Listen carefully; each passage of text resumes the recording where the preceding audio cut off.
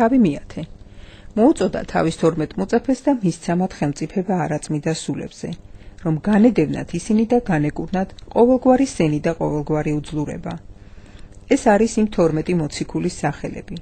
პირველი სიმონი, პეტრე წოდებული და ანდრია მისი ძმა, იაკობ ზებედესძე და მისი ძმა იოანე, ფილიპე და ბართლომე, თომა და მათე მეფაშე, იაკობ ალფესძე და ლებეოსი, რომელსაც ეწოდა თადეოზი, სიმონ კანანელი და იუდა ისკარიოტელი, რომელმაც გასცა იგი.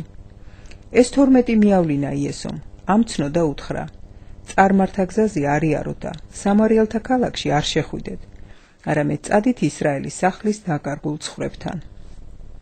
როდესაც მიხვალთ, იქადაგეთ, რომ მოახლოებულია ცათასასუფეველი. სნეულნი განკურნეთ, მკვდრები აღადგინეთ, კეთროვანი გაწმინდეთ, ეშმაკები განდევნეთ, უსასყიდლოდ მიგიღიათ და უსასყიდლოდვე გაეცით. ნუ წაიღებთ თან ნურც ოქროს, ნურც ვერცხლს, ნურც სპილენძს თქვენი სარტყლებით, ნურც ფუთას გზაში, ნურც ორს ამოსელს, ნურც ფეხსაცმელს, ნურც ხელჯოხს, ვინაიდან მშრომელი თავისი საზრდოს ღირსია. რომელ ქალაქში ან სოფელშიც არ უნდა შეხვიდეთ, გამოიკითხეთ, ვინ არის იქ ღირსეული და იქ დარჩით, ვიდრე გამოხვიდოდეთ. სახლში შესვლისას მიესალმეთ მას და უთხარით: მშვიდობა ამ სახლს. თუ სახლი ღირსი იქნება, თქვენი მშვიდობა მიუვა მას, ხოლო თუ არ იქნება ღირსი, თქვენი მშვიდობა თქვენვე დაგიბრუნდებათ. ხოლო ვინც არ მიგიღებთ თქვენ და არც მოისმენენ თქვენ სიტყვებს, მაშინ სახლიდან ან ქალაქიდან გამოსვლისას დაიბერტყეთ მტვერი თქვენს ფერხთაგან. ჭეშმარიტად გეუბნებით თქვენ, სოდომისა და გომორის მიწას უფრო გაუადვილდება განკითხვის დღეს, ვიდრე იმ ქალაქს. აჰა, მე მიგავლენთ თქვენ როგორც ცხვრებს მგელთა შორის.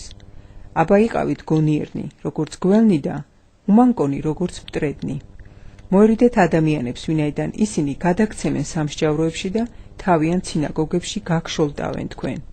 წაგიყვანენ გამგებლებთან და მეფეებთან ჩემს გამო, მათთვის და წარმართათვის დასამოწმებლად. ხოლო როცა გადაგცემენ თქვენ, ნუ იზრუნებთ რა ვთქვათ ან როგორ ვთქვათო, ვინაიდან მაშინ მოგეცემათ, რაც უნდა თქვათ. ვინაიდან თქვენ კი არ ილაპარაკებთ, არამედ თქვენი მამის სული ლაპარაკებს თქვენში. ძმა ძმას გადასცემს სასიკვდილოდ და მამა შვილს. აღდგებიან შვილები მშობლების წინააღმდეგ და დახოცავენ მათ. ყველასგან მოძულებულნი იქნებით ჩემი სახელის გამო, ბოლომდე მომთფენი კი გადარჩება.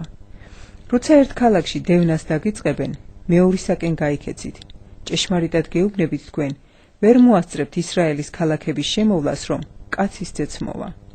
მოწაფე მოძღვარზე მეტი არაა, არც მონაა თავის ბატონზე მეტი. საკმარისია მოწაფისათვის ისეთი იყოს, როგორიც მისი მოძღვარია და მონისათვის, როგორც მისი ბატონია.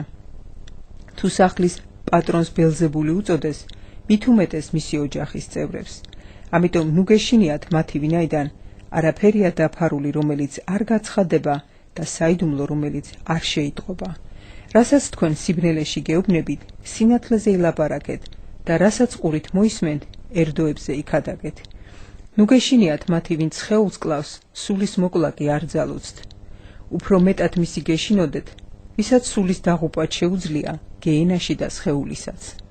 განა ორი ბეღურა ერთ ასარად არ იყიდება, მაგრამ არც ერთი მათგანი არ დაეცემა მიწაზე თქვენი მამის ნების გარეშე, ხოლო თქვენ თავზე თმებიც კი დათვლილია.